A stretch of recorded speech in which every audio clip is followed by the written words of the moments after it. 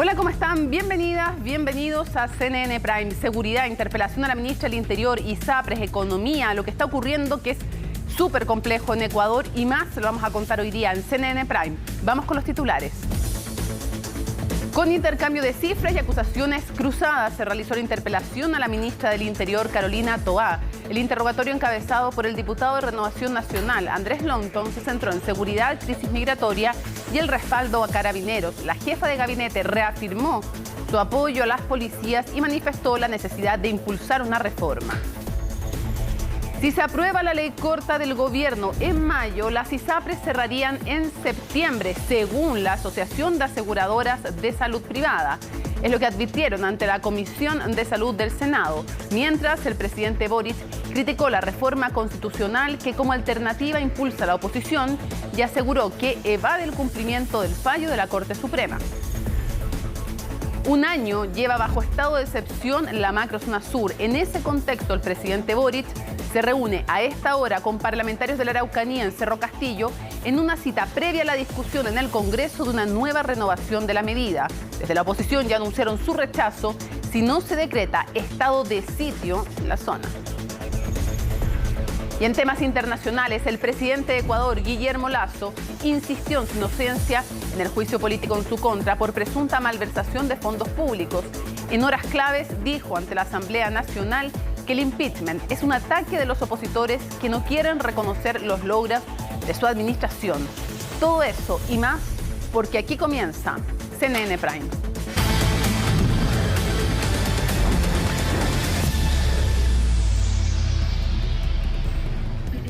Hoy un tema súper complicado, cada vez más crispado. Belén Vázquez, gracias por acompañarnos. Buenas noches, Mónica. A ver, lo primero es dar cuenta de que hoy día la Asociación de ISAPRES ante la Comisión de Salud hizo una advertencia. Según ellos, si en mayo, por ejemplo, se aprobara la ley corta del gobierno tal como está, sin modificaciones, dicen que en septiembre caería el sistema.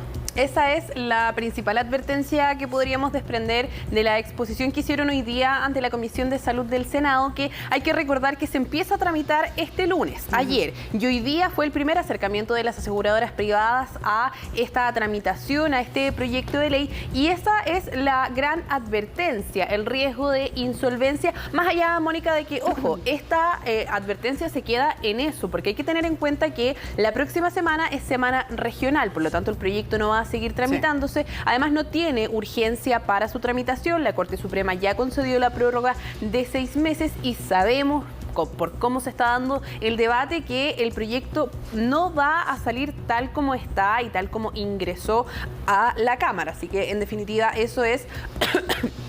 Perdón, eso es la advertencia que hacen. En todo caso, hay que ser bien enfáticos y bien concretos. Las ISAPRES no llegaron con ninguna propuesta hoy día, no llegaron con ninguna estimación de la deuda que tienen. Hay que recordar que el número del que se habla es un número que maneja la Superintendencia de Salud, que calculó la Superintendencia de Salud, cercano a 1.400 millones de dólares. Ese monto no ha sido desmentido ni confirmado por las aseguradoras privadas. Por lo tanto, ellos no llegaron, y se lo reprochaba también el gobierno, no llegaron con propuesta ni con estimación de deuda. Ahora, hay otro tema. Podrían no negar el monto de la deuda. De hecho, por ejemplo, el exministro Mañalich dice que incluso podría ser superior según sus cálculos.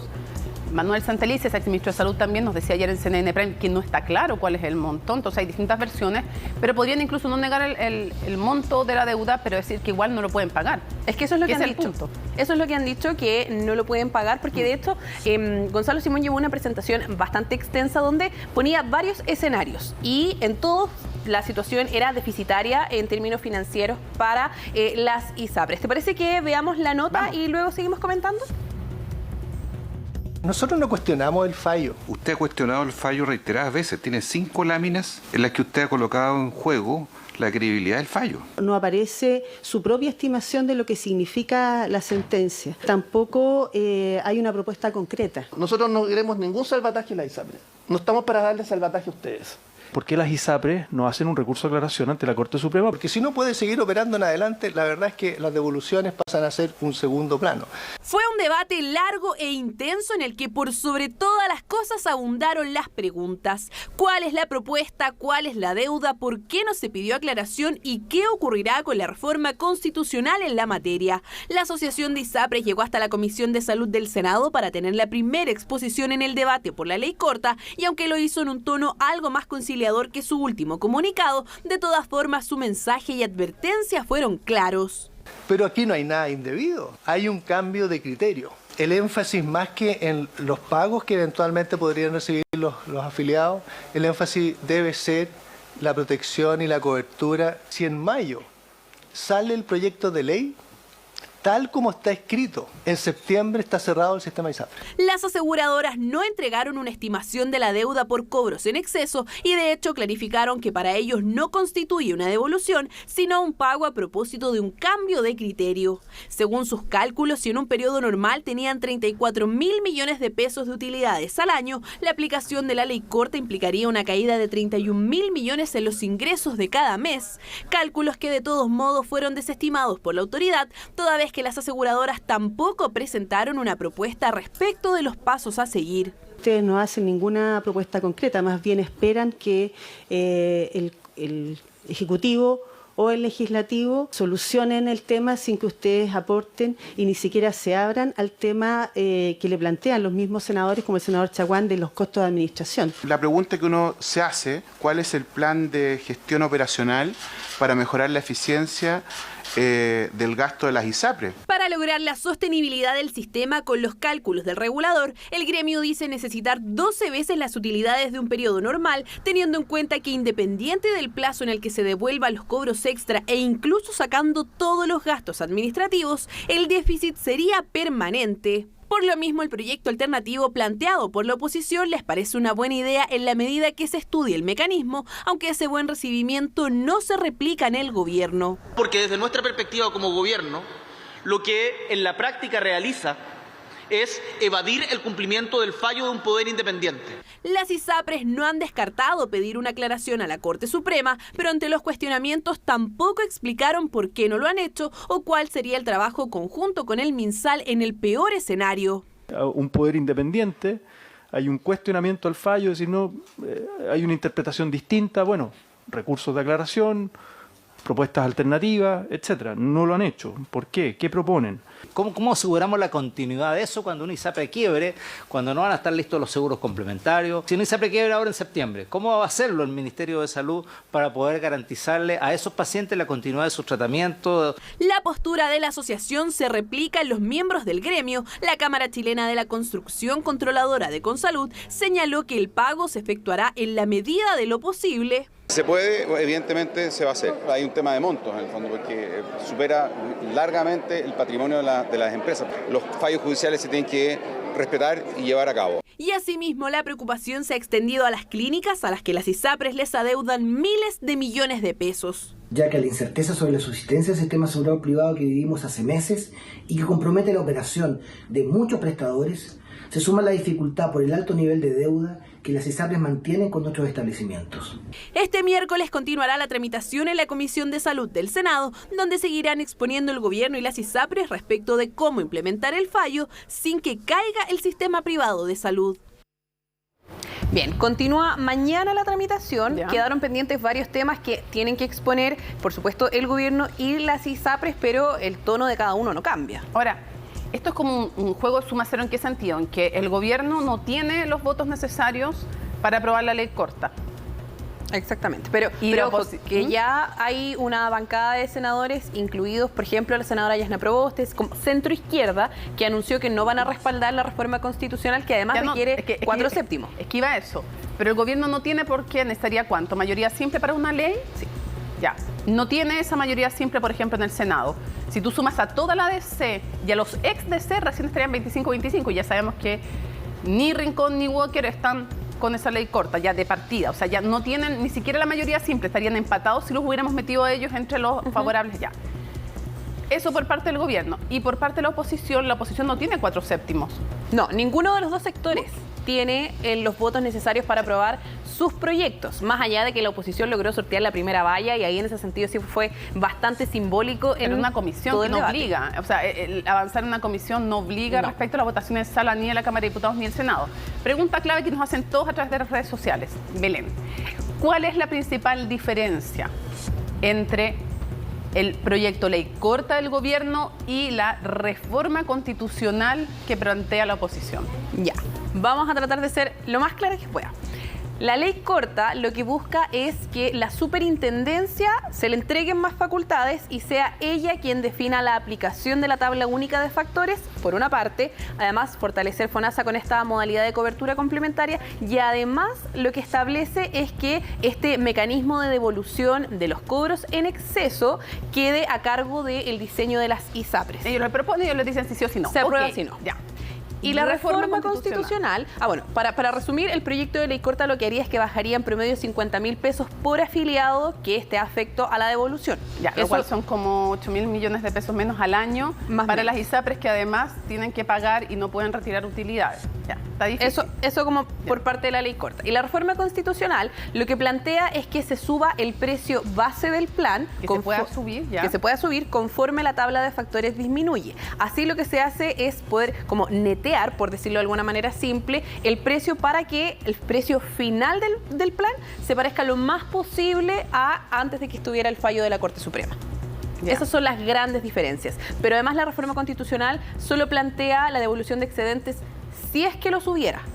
Claro. El proyecto de ley corta responde netamente a el fallo de la Corte Suprema estableciendo que hay que devolver. Ya. Esas son las grandes diferencias. No dice plazo. No. Ya. Esas son las grandes diferencias.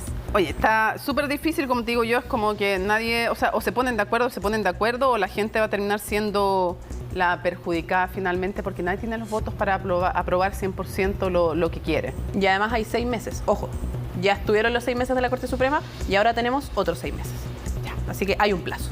Seguimos atentos. Seguimos atentos, Mónica. Oye, pero quienes están en sus casas y a ti también, fíjate que las tasas de interés de los créditos hipotecarios siguen a la baja, eso es algo que tú nos has contado también. Muy buena noticia. Sí, una buena noticia.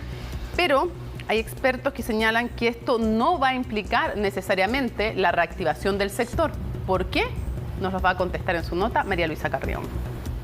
Mucho más caro, o sea, que hace 10 años quizás, pues por la noción que tengo más o menos.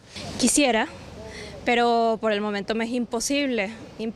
Es que estas visiones pesimistas tienen sustento en lo difícil que ha sido cumplir el sueño de la casa propia en nuestro país en los últimos meses. Las tasas de interés en promedio en 2022 estuvieron por sobre el 4%, siendo el pic en noviembre, pero ahora esa tendencia ha ido a la baja. Se está ajustando el proceso, dicen los expertos. Así, en la primera semana de mayo, informa el Banco Central, las tasas hipotecarias llegaron a un 4,16%, luego de 3 descensos consecutivos en abril. ¿Ayuda esto a un golpeado sector inmobiliario? Yo creo que sin duda esto ayuda. Si a eso le sumamos esta garantía del Estado, este aval del Estado al pie, ese otro elemento que le permite a la familia no tener que reunir ese 10%, sino que el banco se lo va a prestar con eso. Con estos dos elementos debería haber más actividad.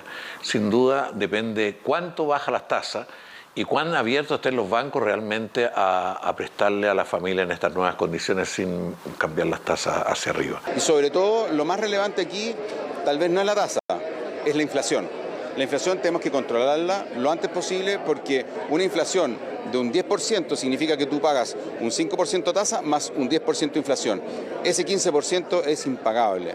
Por lo tanto, si está bajando ya la inflación y con una tasa relativamente razonable, vamos a poder ver mayor cantidad de interesados en comprar una nueva vivienda. Es que los números para el rubro no son nada alentadores. En el primer trimestre de 2023 se prestaron en créditos hipotecarios un total mensual promedio superior a los $700 millones, una cifra que es un 4% menos a la de igual periodo de 2022 y que está muy por debajo a lo registrado antes de la pandemia. A esto se suma que poco más de la mitad de los bancos percibe un debilitamiento de la demanda. Ahora, ante el optimismo de la Cámara Chilena de la Construcción por las tasas de interés, los expertos ponen matices. La economía chilena está en un ajuste y que este año vamos a tener un sector inmobiliario debilitado, probablemente estas tasas algo más, ¿no es cierto?, bajas respecto a lo que vimos hace algunos meses atrás, van a permitir, digamos, alguna mejora, digamos, en el sector inmobiliario, pero ya con miras hacia 2024. Hay que entender de que estos procesos son lentos. Conviene recordar que a pesar de esta baja, las tasas aún están bien por encima del nivel promedio previo al 2022, cuando estas estaban por debajo incluso del 2,5% más UEF. De todas formas, una renegociación debe considerar la tasa de crédito vigente y otros factores incluyendo sus costos asociados. En general, conviene refinanciar cuando existe una baja significativa de las tasas de interés, cuyo beneficio se puede materializar a través de una baja en el dividendo o reduciendo el plazo del pago. Esto en caso de que usted esté pensando renegociar su deuda. Acá los expertos dicen las decisiones son personales y es usted el que tiene que balancear las opciones. Con todo, desde el sector inmobiliario también plantean que son pocos los efectos inmediatos que se puedan dar por esta reducción en la tasa y que la reactivación se podría ver recién en 2024. ¿Se podría esperar que las tasas vuelvan a estar en torno al 2%? Por el corto plazo yo lo veo muy difícil. A largo plazo ojalá podamos volver a tasas como las que teníamos, que eran bien históricas, pero que realmente ayudaban mucho a la gente a tener acceso a la vivienda. Siempre Chile se caracterizó por ser un país donde no era difícil acceder a la vivienda y hoy día ya está siendo cada vez más difícil. Entonces, no creo que a corto plazo pueda ocurrir, pero si las condiciones económicas a largo plazo se dan, sería una muy buena noticia poder volver a eso. Así, los expertos parecen coincidir en que no se esperan bajas importantes adicionales en el corto plazo, por lo que este descenso en la tasa del crédito hipotecario es un alivio para el sector, pero que debe ser mirado con atención. Bueno, y a esta hora el presidente de la República, Gabriel Boric, está reunido con parlamentarios de la región de la Araucanía en Cerro Castillo, donde se encuentra Giselle Vergara. Muchísimas gracias, Giselle. Todo esto en el contexto del año en que ha vivido bajo estado de excepción constitucional de emergencia la macrozona sur. Y esto es súper dramático porque el nombre es estado de excepción y hoy es estado de normalidad, es la norma. Y es un estado entonces permanente para ellos y en ese contexto es que se da esta cita.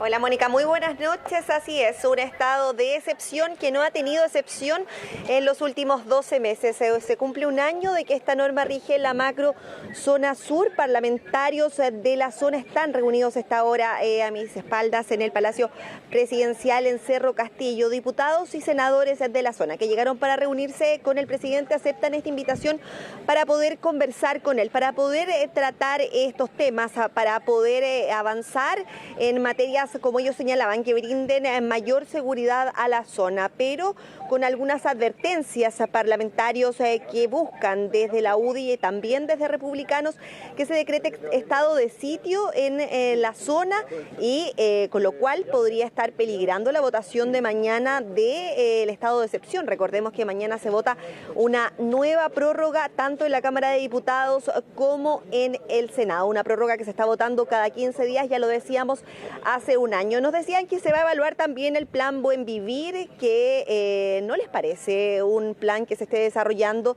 de la forma que ellos esperaban. Tienen bastantes críticas al respecto y poder buscar estas alternativas que permitan terminar con esta medida de estado de excepción y avanzar en otras materias. Como yo te decía, desde la extrema derecha muy duramente están pidiendo estado de sitio y señalaban que esta era la instancia para poder conversar con el presidente de este tema. También aprovecharon de repasar lo que ocurrió durante esta jornada en la interpelación a la ministra del Interior, donde también se tocaron estos temas y ellos decían, claro, si desde el Ejecutivo se admite que existe terrorismo en la zona, hay que tomar medidas definitivas para poder terminar con ello. Los detalles de este año de estado de excepción, de estas prórrogas que no han cesado y de lo que podría ocurrir durante esta jornada en la reunión con respecto a esta conversación en torno a decretar un estado de sitio, en la nota de Macarena Román. Era Isquia Siches quien ocupaba el sitial del Ministerio del Interior, quien en mayo del 2022 anunciaba una decisión que el presidente Gabriel Boric había evitado aplicar, el estado de emergencia en las provincias del Biobío, Arauco y en toda la región de la Araucanía. Hemos decidido hacer uso de todas las herramientas del Estado para brindar seguridad a nuestros ciudadanos y ciudadanas. Un año pasado desde esa medida, la misma que ahora podría peligrar, porque la exigencia de establecer estado de sitio está recibiendo más respaldo, ya no es solo la UDI. Dado que este gobierno no ha planteado todavía cuál es su plan de seguridad, lo que estoy pidiendo hace 2 meses es un estado de sitio, que le otorga un poco más de herramientas al Estado para enfrentar la situación que estamos viendo en la Araucanía y en el Biobío. Porque yo así no firmo por ningún motivo este estado de excepción. Necesitamos estado de sitio, al menos en las zonas rurales de Malleco y obviamente de Arauco. Estado de sitio que desde la UDI han utilizado como condición para entregar su apoyo a la prórroga del estado de excepción, que será votado de forma anticipada este miércoles en el Congreso. Nosotros desde la bancada de la UDI vamos a votar en contra del estado de excepción por primera vez. Y esperamos que seamos todos. Le voy a pedir de frente al presidente de la República que decrete estado de sitio en la región de la Araucanía. Y si les queda cómodo el estado acotado, pues bien, que lo instalen en Temucuicui, por ejemplo. Este estado de excepción descafeinado que está teniendo este gobierno no va a dar el ancho para desbaratar a todas las bandas criminales y terroristas que existen en la Araucanía. Situación que al gobierno no lo saca de su objetivo, que es extender el estado de emergencia. Aseguran que hay un efecto positivo de las medidas que el Ejecutivo ha aplicado, enfatizando que han disminuido los hechos de violencia desde el año pasado, algo que no se había registrado con anterioridad. La pregunta es, sin estado de excepción, ¿las personas que viven en la región de la Araucanía, en la región del Biobío, están más o menos seguras? Esa es la decisión que tienen que tomar los parlamentarios. Y por supuesto, el tema de la macrozona sur también fue parte de la interpelación a la ministra del Interior, Carolina Toa. El anterior estado de excepción, con el expresidente Piñera, había logrado reducir un 40% la violencia en la zona. Y este solamente ha dejado un 28%. Entonces yo sé que le agrada mucho al presidente del Partido Comunista que sea acotado, pero usted tiene que agradarle a las víctimas de la macrozona sur. Presidente, ese no es el decreto que está vigente y quiero decirle, esto habla por sí solo. Esto habla por sí solo, esto no son datos nuestros, son datos policiales. Entonces, ¿por qué no tratamos de mirar la realidad y enfrentarla por respeto a las víctimas? En Chile el estado de sitio no se decreta desde hace 37 años. La última vez se la utilizó el dictador Augusto Pinochet, después del ataque que sufrió en el Cajón del Maipo. Retroceder hacia la dictadura y tener que sitiar el territorio de la Araucanía, el Biobío, que es como están pidiendo algunos, no debiera proceder. Me manifiesto completamente en desacuerdo porque este tipo de medidas se utilizan en casos extremos cuando un país se encuentra en guerra y la verdad es que no estamos en guerra. Según expertos, la diferencia fundamental entre el estado de sitio y el estado de emergencia es que con el primero se puede arrestar a personas en otros lugares que no sean necesariamente las cárceles. Además, se debe establecer por causal de guerra interna o conmoción interior. Otra gran diferencia que tiene el estado de sitio, pero solo cuando se declara por guerra interna, es que implica la jurisdicción de los tribunales militares respecto del conflicto con ese grupo sedicioso o rebelde. Este miércoles se conocerá si el gobierno tendrá los votos necesarios para prorrogar el estado de emergencia en parte de la macrozona sur. Esto mientras continúan concretándose ataques, los dos últimos en Traiguén, donde un baleo dejó 2 personas heridas y en otro hecho un camión resultó quemado y su conductor con lesiones. Una reunión, Mónica, en la que se van a hablar de este tema, principalmente de lo que va a ocurrir con seguir prorrogando un estado de excepción, poder también exponer quienes están de acuerdo con solicitar un estado de sitio, cuáles son los planteamientos desde el gobierno, una reunión que ya comenzó y es la antesala de lo que va a ocurrir mañana en la Cámara de Diputados y en la tarde en el Senado con respecto a la votación de una nueva prórroga del estado de excepción. Está difícil la negociación, al parecer el gobierno cree que igual contaría con los votos, aunque no declarara estado de sitio en algunas comunas de la Araucanía, así es que vamos a seguir atentamente esa votación. Muchísimas gracias. Nos vemos, buenas noches. Vamos a seguir en esta materia porque hay 2 ataques que ocurrieron en la comuna de Traiguén a un año, como les decíamos, porque todo está en el contexto de este año que ha vivido la macrozona sur bajo estado de excepción constitucional de emergencia. Es uno de los estados de excepción constitucional en la macrozona sur. Catalina Sánchez nos cuenta justamente, estando ahí en Temuco, ustedes ven las luces de Temuco en una noche en que nuevamente la Araucanía ve hechos de violencia completamente lamentables. Catarina, te escuchamos. Sí, ¿qué tal, Mónica? Muy buenas noches. Efectivamente, dos hechos que han ocurrido en las últimas horas en la región de la Araucanía. Esto ocurrió específicamente en el fondo Las Toscas, en la comuna de Traiguén, en el sector que da hacia Quecherehuas, donde se han concentrado también una serie de ataques que han ocurrido en los últimos días en la provincia de Malleco. ¿Qué ocurrió? Durante la tarde, pasada las 14 horas, había una persona que estaba conduciendo una camioneta y también un tractorista que estaban justamente en labores de siembra. En ese entonces se percatan de que llegan sujetos encapuchados, fuertemente armados y quienes efectúan también disparos, no una cantidad indeterminada, lesionando lamentablemente a estas 12 personas. El conductor de esta camioneta resultó con heridas, con impactos de bala en su abdomen y llegó hasta donde un vecino quien lo trasladó en su mismo vehículo que estaba también con impactos, Mónica, hay que decirlo, tal como se puede apreciar en las imágenes, de alto calibre. Es algo que está investigando, por supuesto, la Fiscalía para poder ver qué tipo de armas se utilizaron. Esta segunda persona también resulta lesionada, presuntamente por un disparo de escopeta en su hombro izquierdo. Ambos fueron llevados al hospital de Victoria e incluso el conductor de este vehículo, de esta camioneta, fue intervenido quirúrgicamente producto de estas heridas en la zona de su abdomen. Estuvo también, por supuesto, sus familiares, amigos, acompañándolo, ¿no?, afuera del hospital de Victoria durante la tarde cuando estaba siendo operado. Afortunadamente no estaría ninguna persona en riesgo vital, pero sí 2 heridos, producto de este nuevo hecho de violencia que ha ocurrido en las últimas horas en la provincia de Malleco, específicamente el sector de Quecherehuas, en donde recordemos también este domingo recién pasado y en el Día de la Madre, jóvenes, menores de edad y también 12 personas adultas, mujeres, fueron también amenazadas y les quemaron su vehículo. Claro, acá hay un amplio operativo policial, se ha desplegado, por supuesto, Carabineros en el sector para poder dar con los responsables, para poder también dar cuenta de qué tipo de calibre se utilizó, porque realmente son importantes los daños en este vehículo que pueden presenciar ahí en las imágenes que estamos mostrando en pantalla. Estuvo en el lugar del hospital acompañando a esta persona herida Sebastián Navellán, quien es presidente justamente de los agricultores de la provincia de Malleco y se refirió a este nuevo ataque. Pasemos a escuchar sus palabras.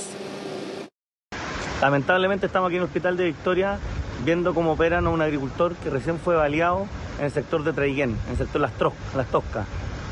Lo dijimos, aquí probablemente va a haber otro asesinato de un agricultor, porque las bandas terroristas, las orgánicas terroristas están cada día más violentas y el gobierno no quiere entender en aplicar un estado de emergencia como corresponde, donde podamos llegar a todas las rutas secundarias. Lo dijimos también hace una semana atrás, la violencia está aumentando, no están los controles necesarios, no hay una estrategia militar. Esperamos que se pueda revertir esta situación, porque no podemos permitir un asesinato más. Llegaron directo a matar al potrero donde estaba sembrando un agricultor con su trabajador. Eso no lo podemos permitir. Es momento que la ministra de una vez por todas dé respuesta de estos graves hechos de violencia. Claro, esto ocurre justamente cuando estas personas estaban en un potrero en labores de siembra y lamentablemente son atacadas por un grupo de sujetos armados, encapuchados, quienes efectúan disparos a los vehículos, al tractor y también a esta camioneta, impactando lamentablemente a uno de ellos en su abdomen y a otro también en el hombro izquierdo. El primero de estos ya fue intervenido y se recupera en el hospital de Victoria. Pero no es lo único que ocurrió en las últimas horas, porque con solo minutos de diferencia se confirmaba también otro hecho de violencia que ocurrió específicamente en el fondo El Alba, que es muy cercano también al sector de Quecherehuas, justamente en la comuna de Traiguén, en donde un camionero también fue afectado, le quemaron su vehículo de carga que estaba justamente con madera, ya lo pueden ver también en imágenes. Él salió corriendo y se encuentra afortunadamente con vecinos, quienes lo trasladan también hacia un recinto asistencial. Él incluso habría sido golpeado, ¿no?, con la culata de una de las armas en la cabeza, quienes los sujetos después procedieron también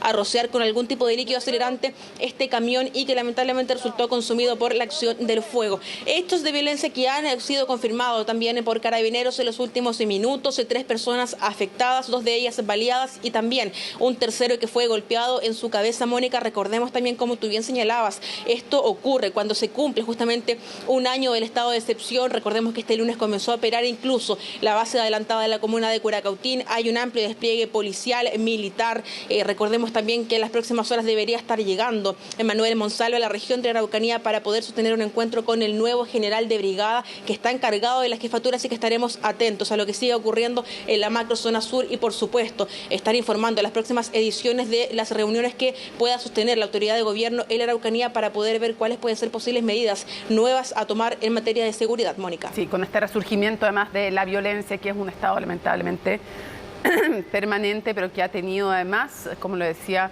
una intensificación las últimas semanas. Catalina, muchísimas gracias. Buenas noches. Chao, buenas noches. Bueno, para hoy estaba fijada la audiencia de preparación del juicio oral por el caso de la muerte de la subprefecta de la PDI, Valeria Vivanco. El tribunal acogió la solicitud de la defensa y reagendó la audiencia para el próximo 18 de julio. ¿Cuáles son las versiones planteadas en la investigación de este caso? Nos lo cuenta Valentina Nieto. ¿Qué significaba para ti tu hermano? ¿Cómo la definirías? Bueno, mi hermana para mí era una mujer hermosa, valiente, llena de energía, de ganas, de sonrisa. Es el recuerdo que persiste en la familia de la subprefecta de la PDI, Valeria Vivanco, a casi 2 años de su partida. El tiempo ha pasado, pero las interrogantes sobre qué sucedió ese 13 de junio de 2021 siguen sin ser resueltas, luego que Valeria recibiera un disparo de quien era uno de sus compañeros en medio de un operativo policial. Escuché un disparo. Aquí, justo aquí, la policía estaba apuntando. Identifíquenme dónde escuchó ese disparo. Es un sonido fuerte. ¿Pero a dónde lo escucharon? En la atmósfera, en la atmósfera. El ex detective Leonel Contreras Canales es hoy el único imputado en la causa. En la reconstitución de escena, el ex funcionario negó haber sido él el autor del disparo que le quitó la vida a la subprefecta Vivanco. La Fiscalía Metropolitana Sur, en tanto, apunta a que los peritajes balísticos habrían establecido que el proyectil provino desde el arma del ex policía. ¿En qué sector escuchó el disparo? Porque me extraña. Es un disparo fuerte. Yo también soy policía, sí. Y si yo escucho un disparo a menos de 1 metro, yo sé de dónde me están disparando, si es de la izquierda. Es que fue todo tan cerca que no le puedo decir porque yo no vi un fogonazo, no vi... No, pero usted lo escuchó, usted está diciendo que sí, escuché un disparo. En la acusación que ha presentado el Ministerio Público se han ofrecido 44 testigos, 43 peritos, además de numerosa evidencia material y prueba documental con la finalidad de acreditar el hecho por el cual se ha presentado esta acusación. Aquí tienen que haber pericias objetivas y son las pericias objetivas las que van a decir realmente cómo pasaron los hechos. Ya van a pasar casi 2 años de la muerte de Valeria Vivanco, de mi hermana, y no tenemos claridad de realmente cómo mataron a mi hermana. Y es que desde la familia de Valeria Vivanco acusan al Ministerio Público de un actuar poco oportuno. Ese día 13 de junio la subprefecta llegó con otros 13 compañeros, el detective Leonel Contreras, la subinspectora María Constanza Norambuena y el subcomisario Felipe Gallardo, a fiscalizar este automóvil Kia blanco vinculado en un homicidio. Y Valeria, ¿dónde se... Atrás mío. ¿Atrás suyo? Atrás mío. Atrás mío. ¿Usted estaba al lado o detrás de la señorita Vivanco? Al lado. ¿Usted nunca estuvo posicionado detrás de ella? ¿O sí? No. La investigación ha estado marcada por una serie de inconsistencias e irregularidades, entre ellas la ocultación de evidencia y la presunta obstrucción a la justicia desde altos mandos de la PDI. Inicialmente incluso se apuntó a los 2 sujetos que iban a bordo del vehículo que los policías pretendían fiscalizar como presuntos responsables. Nos parece la labor que ha hecho el Ministerio Público en este caso complejo, nos parece negligente. Es grave lo que estamos planteando, ¿no? Pero nos parece de la máxima gravedad.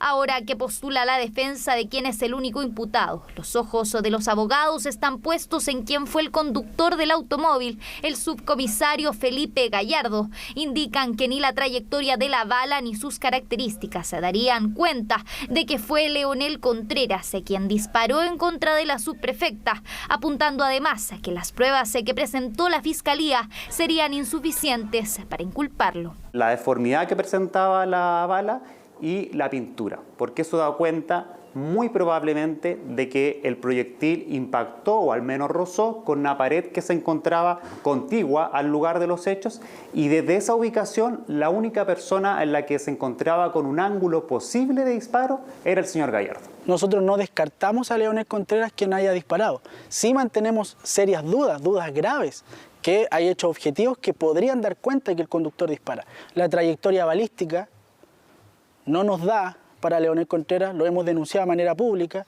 Lo que trabajó el Ministerio Público en relación a describir de manera objetiva la dinámica del hecho, es decir, cómo mataron a mi hermana, está mal hecho. Interrogantes en un caso que aún está lejos de concluir. Para este martes estaba fijada la audiencia de preparación de juicio oral. Sin embargo, a petición de la defensa, el tribunal acogió reagendarla para el próximo 18 de julio a las 9 de la mañana.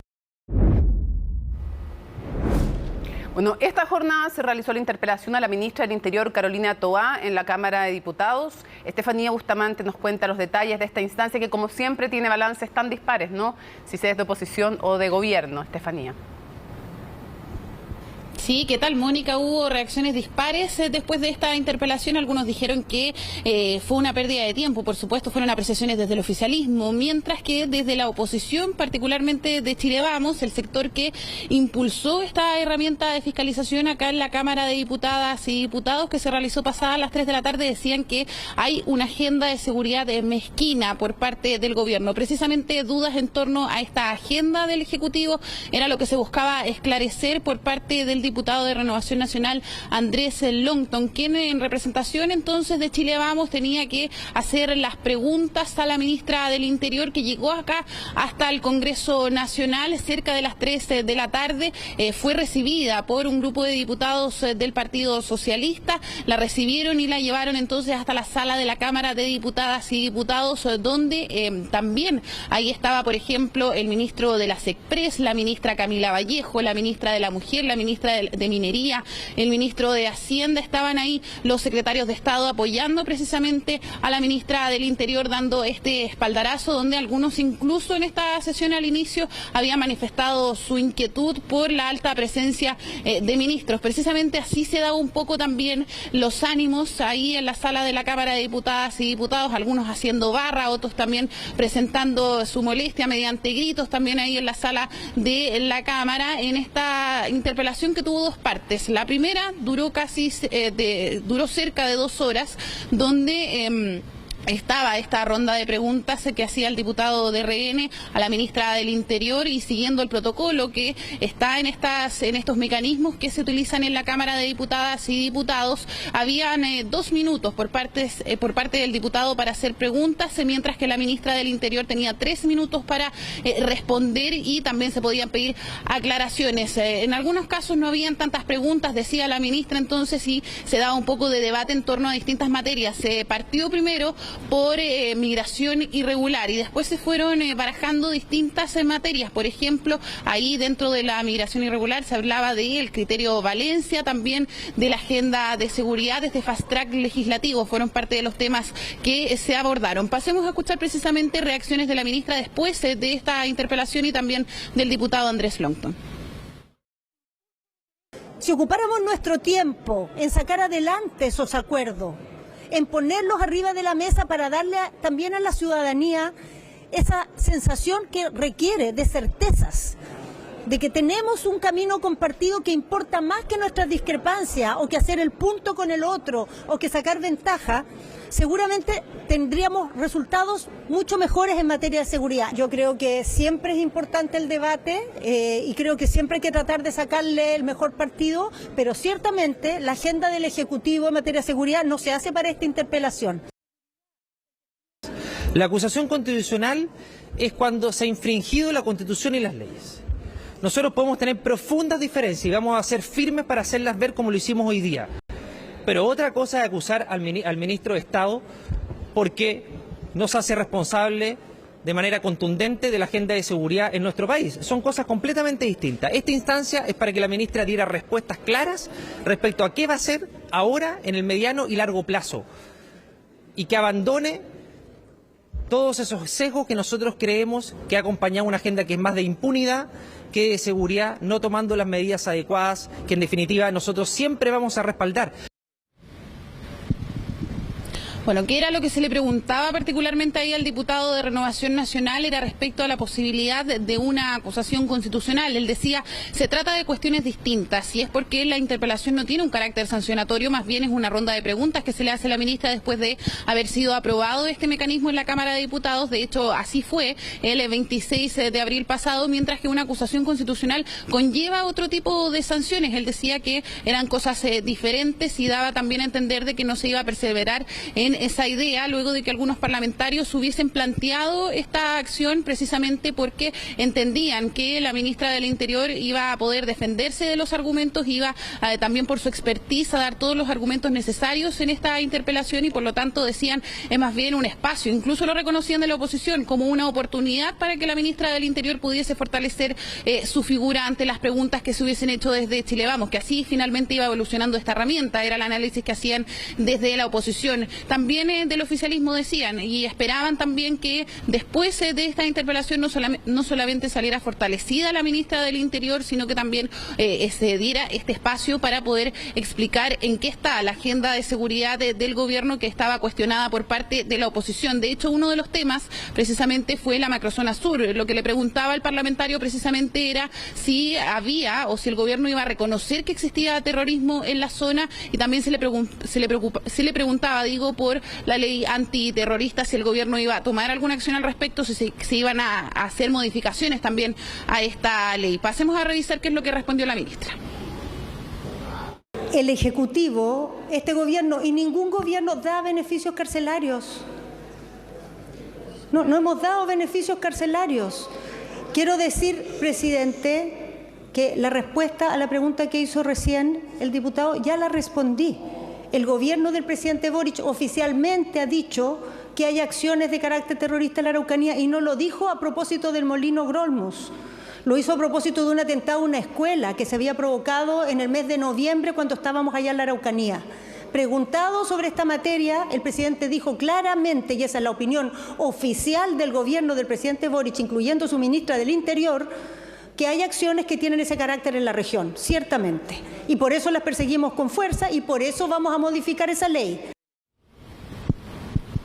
Ahí lo adelantaba la ministra del Interior, se van a hacer modificaciones a esta ley antiterrorista por la cual le preguntaba el diputado de Renovación Nacional. Es más, la ministra del Interior iba más allá, decía que esta misma modificación a esta legislación se había tratado de acordar a fines del año pasado en el compromiso por la seguridad, donde recordemos a raíz de los indultos concedidos por el presidente de la República, la oposición se restó de esta mesa, solamente la firmaron alcaldes de la oposición, y ahí la ministra del Interior hacía este punto, que finalmente por no alcanzar acuerdos es porque precisamente no se ha llegado a avances no solamente en esta ley, sino que también en otros proyectos que ha tratado de empujar el Ejecutivo, precisamente también dando respuesta a los cuestionamientos que planteaba el diputado de Renovación Nacional, a lo que tenía que ver con lo que él llamaba un sesgo ideológico por parte del Partido Comunista y el Frente Amplio, que ha tenido reparos a proyectos ligados a la seguridad. Así de hecho lo recordaba él con respecto a la ley Naín Retamal, donde habían reparos, de hecho a un artículo de este proyecto de ley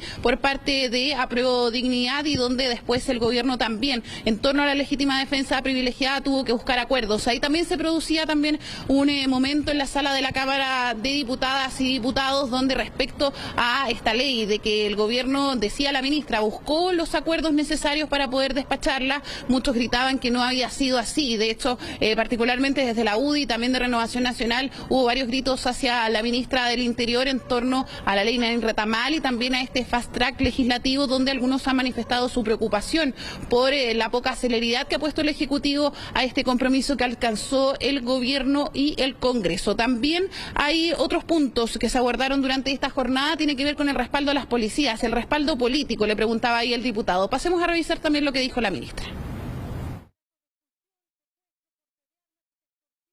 Antinarcosicariato. La fuerza política tiene que tener, la que está representada acá, la capacidad de ponerse a la altura y de dar respuesta a las necesidades que hay para combatir el delito. En ninguna parte del mundo las policías fortalecidas se fortalecen sobre la base de que el mundo político las impulsa a entrar en el debate. Al revés. A quienes nos interesa policía fortalecida deberíamos dejar de lado de una vez y para siempre el uso político de carabineros. Esto lo sienten muy fuertemente las policías. Lo sienten muy fuertemente, cómo se les usa. No las usemos, apoyémoslas y tomemos las medidas que sirven, no las que parecen servir. Bueno, evidentemente va a quedar sobre la mesa qué pasa con qué cambios se le hacen a la ley antiterrorista, cuándo se usa, qué criterio de uso hay también, cómo va la reforma a Carabineros, porque hay una comisión en aquello que está encabezada por José Roa.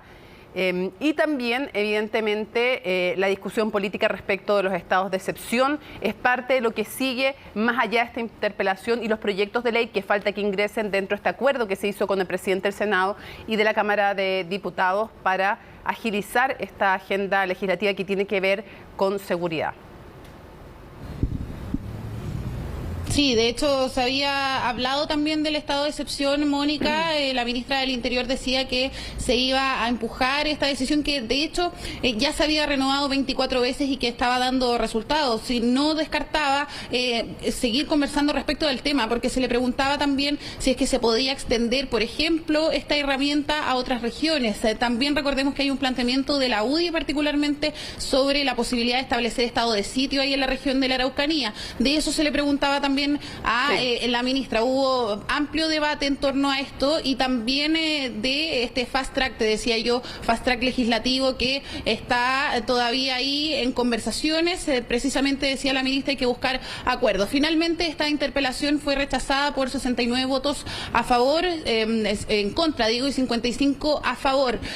También hubo ausencias de algunos parlamentarios que de hecho al ver que esta interpelación perdía fuerza, después de 30 minutos ya de la interpelación, muchos se retiraron de la sala y no votaron finalmente esta interpelación a la ministra del Interior.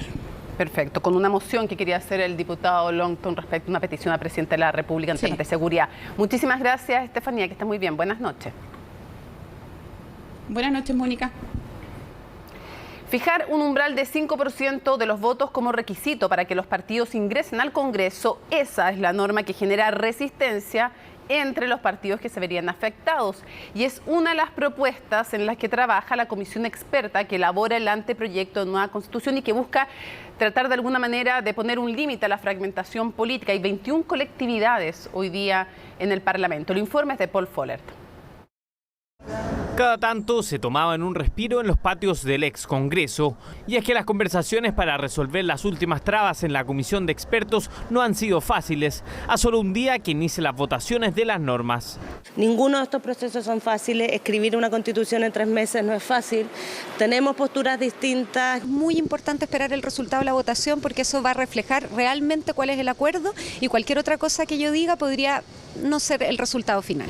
Votación en particular que está citada para este miércoles y es por ello que los comisionados trabajan en afinar las normas del texto, como por ejemplo lo que dice relación con el umbral del 5% para que los partidos puedan ingresar al Congreso. Muchos de los partidos hoy día existentes en competencia y que tienen presencia en el Congreso Nacional tenderían a desaparecer o bien tenderían a fusionarse o tendrían que fusionarse con otros partidos. Entre otras cosas, la norma busca disminuir la cantidad de partidos y evitar la fragmentación política, pero la propuesta no ha gustado a varias de las colectividades que se verían afectadas por la norma. Y así se lo han hecho saber a los expertos. No estoy de acuerdo con restringir la participación ciudadana. Yo creo que en Chile lamentablemente se instaló esta mirada del binominalismo, esta mirada de que sean unos pocos los que decían las cosas. Y yo creo que es buena la participación amplia, diversa. Lo único que hemos pedido es que se agregue la posibilidad a quienes elijan, por ejemplo, parlamentarios y no cumplan el umbral del 5%, la posibilidad de federarse o fundirse con otros partidos políticos.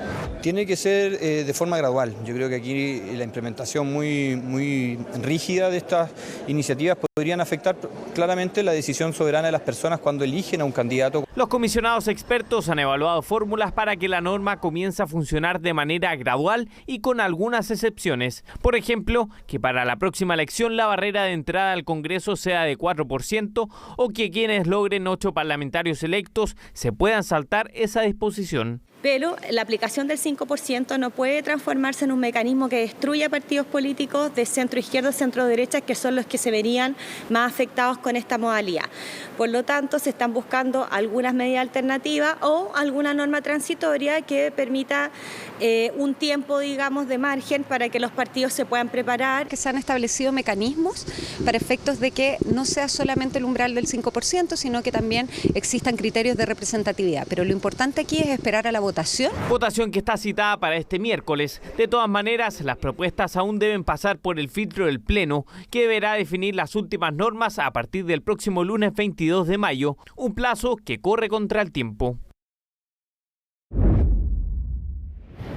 Esto es bien insólito y vergonzoso, ¿no? Porque la espada de Arturo Prat del monumento ubicado frente al Mercado Central aquí en la capital fue robada. Se lo comentábamos ayer, ¿no? Bueno, hoy día la noticia es que el municipio de Santiago presentó una querella en contra de quienes resulten responsables y además que ahora los trabajos de restauración se iniciaron y se dispuso, pero ya marcha hiper rápida, porque la idea es que la pieza esté lista antes del desfile que tradicionalmente se realiza en el lugar el 21 de mayo, como nos cuenta Daniela González.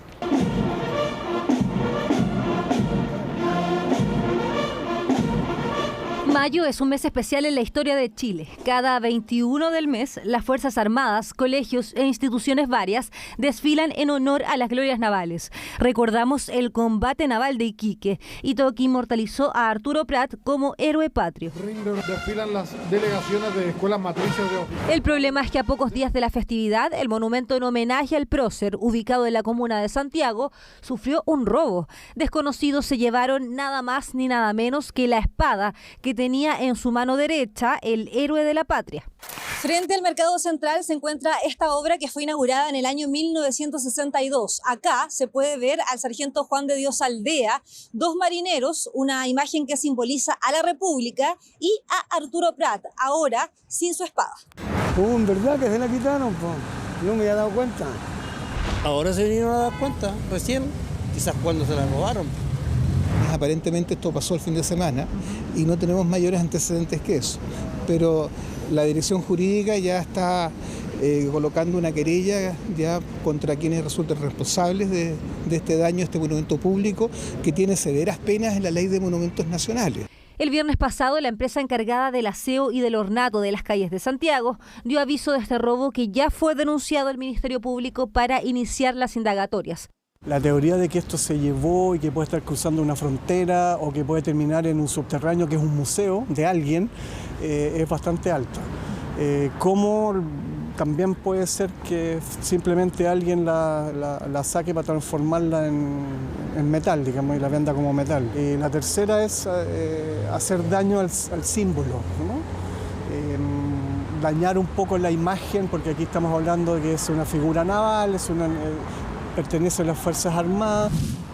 La espada deberá ser repuesta de forma provisoria y rápida para el tradicional acto de este domingo, pero de forma definitiva esperan instalar un elemento más firme y complejo de retirar. Estamos pensando entregar este caso al Consejo de Defensa del Estado, porque nos parece grave, que es un atentado al patrimonio, un atentado a los símbolos patrios, es un atentado a un héroe de todos nosotros los chilenos.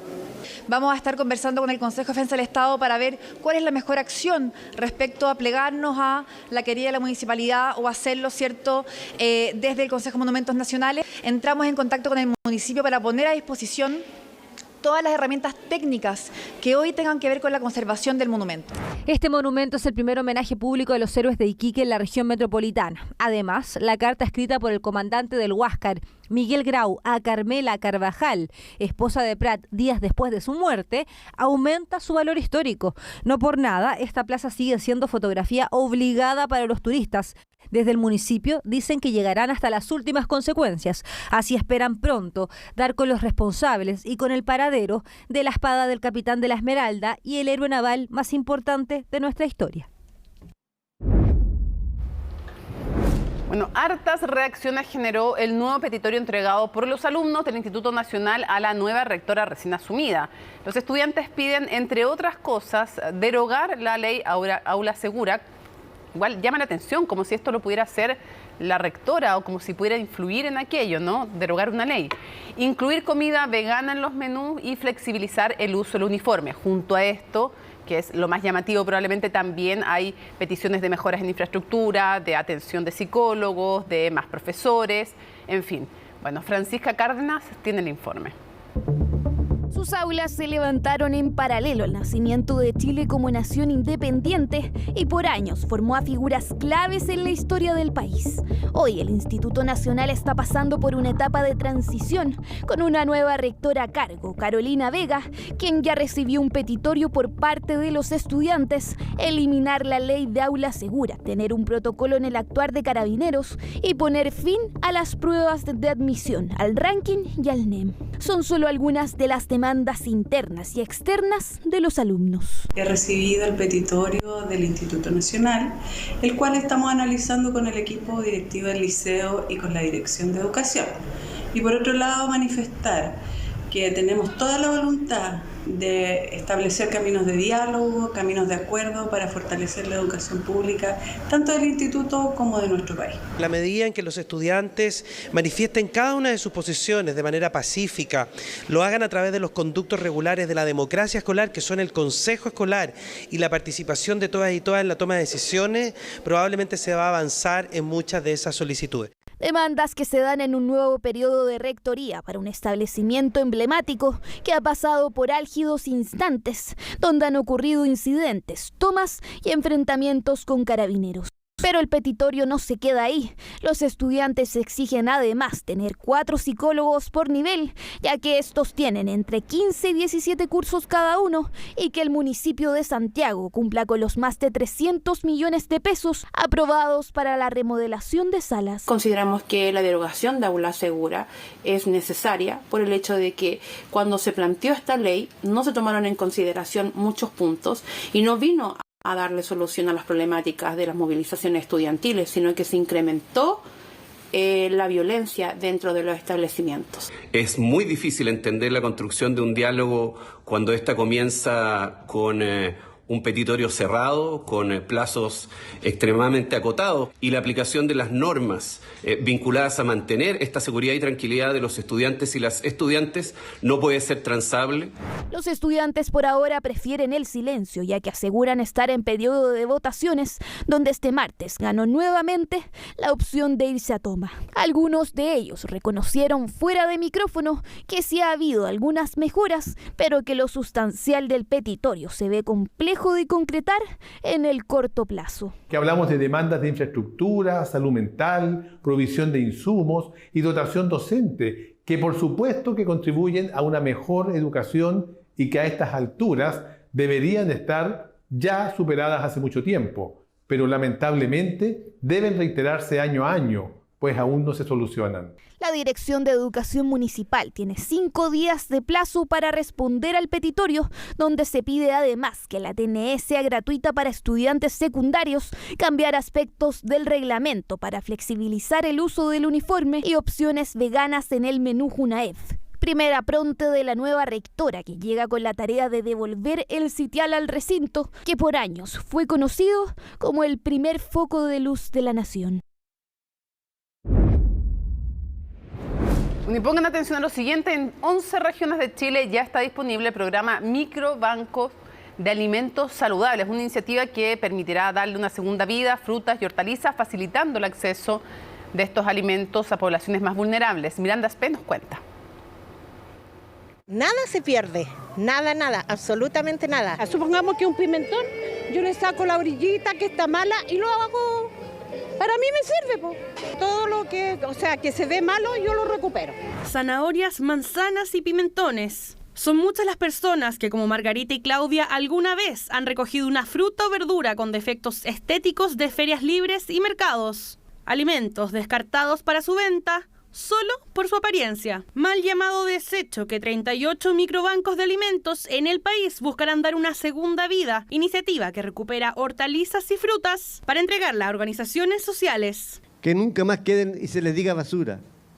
Son productos de primera necesidad, de primera calidad, que la estamos entregando con el corazón, estamos entregando con el compromiso social que tenemos. Emiten, como vimos en el recorrido, es generar varias sinergias, ¿no? Sinergias que quizás antes funcionaban de manera informal, muchas veces con varios niveles de precariedad, con también algunos riesgos sanitarios, y que en estos casos permite aprovechar productos que están en buen estado y que a través de un proceso también de educación nutricional, como conversábamos, permite llevarlo a cabo. Ollas comunes, juntas de vecinos, comedores solidarios y clubes de personas mayores, entre otras organizaciones, serán las beneficiadas en 11 regiones del país. Acción para enfrentar la inseguridad alimentaria, que durante los últimos 3 años vivieron 17,4% de personas en Chile, es decir, población que por falta de disponibilidad o recursos no tuvieron acceso regular a suficientes alimentos nutritivos. Mucha gente vulnerable va y recoge la fruta, la hortaliza, todo del suelo. Entonces ahora es más digno. Nosotros, los mismos feriantes nos entregan la verdura de descarte. Entonces yo creo que esto va a ser fabuloso, porque va a ir la gente, ya no van a haber tantas inversiones de ellas mismas. En nuestra comuna hay mucha necesidad y la inflación ha golpeado fuertemente el bolsillo de los vecinos. La iniciativa, que se suma a la baja del valor de la canasta básica de 0,5%, permitirá extender el programa Microbancos a todo el país durante el segundo semestre de este año. Se trata de un vínculo entre la feria y las organizaciones sociales, además de garantizar la selección, sanitización y distribución de los alimentos. Entonces vamos primero que todo, sensibilizamos en la feria, les informamos de lo que se trata, en qué consiste esta situación y eventualmente junto con eso los invitamos a participar. Y sabemos que la feria es muy importante de nuestra comuna, pero también el segundo factor tiene que ver con el cuidado del medio ambiente. La cantidad de basura que generamos es mucha. Hoy día tenemos que comenzar a limpiar las ferias, los espacios públicos. Economía circular y saludable, que a fin de año debiese completar 79 microbancos de alimentos funcionando en Chile, lo que permitiría la recuperación de más de 25 toneladas de frutas y hortalizas que ya no se irán a la basura. Lectora de noticias, no han dedicado a ser modelo de... No sé si modelo, pero bueno, pero modelo de videos de cantantes, un Pires, Chayanne. En fin, ya la suerte está echada, lamentablemente. Paso el aviso por si el currículum está disponible. Ya, se acaba CNN Prime, viene CNN Tiempo y luego imperdible Futuro 360. Martes 16 de mayo, así estuvo nuestro país y el mundo. Somos CNN Chile. Buenas noches.